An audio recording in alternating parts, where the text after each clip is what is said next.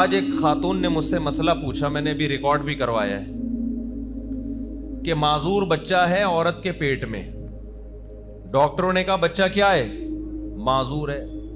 پیدا ہوگا, زندگی بھر معذوری میں گزارے گا, کسی کام کا نہیں ہوگا, ساری زندگی اس کی آپ کو خدمت کرنی پڑے گی. اب خاتون نے کہا بھائی ایسا بچہ ہم ضائع کرا سکتے ہیں جو بیچارہ آپ خود بوجھ بنے گا معاشرے پر؟ تو مسئلہ کیا ہے بھائی, جب 4 مہینے کا حمل ٹھہر جائے, بچے میں جان پڑ گئی ہے, روح پڑ گئی ہے, اگر بتاؤ ایک بچہ معذور پیدا ہوا تو کیا آپ اس کو قتل کر سکتے ہو کہ معذور ہے؟ بولو بھائی کیا ہو گیا؟ بھائی نابینا ہے, کسی کام کا نہیں ہے. آج تو کتنے سارے بچے کسی کام کے نہیں ہوتے, ماں باپ کہہ رہے ہوتے نا تو پیدا کیوں ہوا, کسی کام کا نہیں ہے. تو کیا مطلب کسی کام کا نہیں ہے تو مار دیں اس کو؟ انگریزوں میں نا ہمارے ایک رشتے دار گئے امریکہ, انہوں نے کہا ایک ڈاکٹر ہے اس کا نام ہے ڈاکٹر ڈیتھ. اس کا نام کیا ہے؟ موت کا ڈاکٹر. اس کا کام ہے بندے مارنا. حالانکہ ڈاکٹروں کا کام ویسے کیا ہوتا ہے؟ بچانا. لیکن اس ڈاکٹر کا کام کیا ہے؟ بندے مارنا. کیوں مارنا بھائی؟ جو بھی ایسا مریض ہوتا ہے نا جس کو کینسر ہے, ڈاکٹروں نے جواب دے دیا بھائی تو 6 مہینے میں ویسے ہی مر جائے گا, اور وہ تکلیف میں ہے, اذیت میں ہے, کوئی معذور ہے, زندگی سے بیزار آ گیا ہے, کوئی اب زندگی کا فائدہ نہیں ہے, تو وہ پیشنٹ اس ڈاکٹر سے کہتا ہے بھائی تو مجھے ایسا سلا انجیکشن لگا کہ پولیس بھی مجھے نہ اٹھا سکے, میں ایسا سوؤں. سمجھ رہے ہو بھائی؟ پولیس ہر ایک کو اٹھا لیتی ہے کہ نہیں اٹھا لیتی؟ میرے سے جب کوئی پولیس والا ملنے آتا ہے نا, کوئی پولیس کا آفیسر مفتی صاحب سے ملنا ہے تو میں فوراً ہاں کر دیتا ہوں.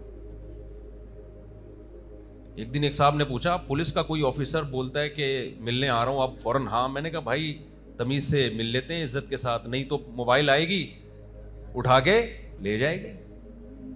پولیس کو کون منع کر سکتا ہے بھائی؟ تو عزت اسی میں ہے کہ جی سر تشریف لائیے, چائے پیئیں, اور عزت کے ساتھ مل لینا انسان تو زیادہ اچھا ہے میرا خیال. تو پولیس سوتے ہوئے کو اٹھا سکتی ہے کہ نہیں اٹھا سکتی؟ جو بھی سو رہا ہے نہ اٹھے نا, پولیس کو بلائیں فوراً اٹھ جائے گا.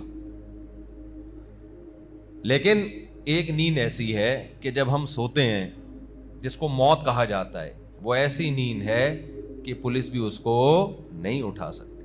ایک دن میرے بھائی ہم سب ایسا سوئیں گے کہ آپ کے ابا پولیس بھی بلائیں گے نا کہ اس کو آ کے اٹھا, پولیس بھی اس کو نہیں اٹھا سکے گی.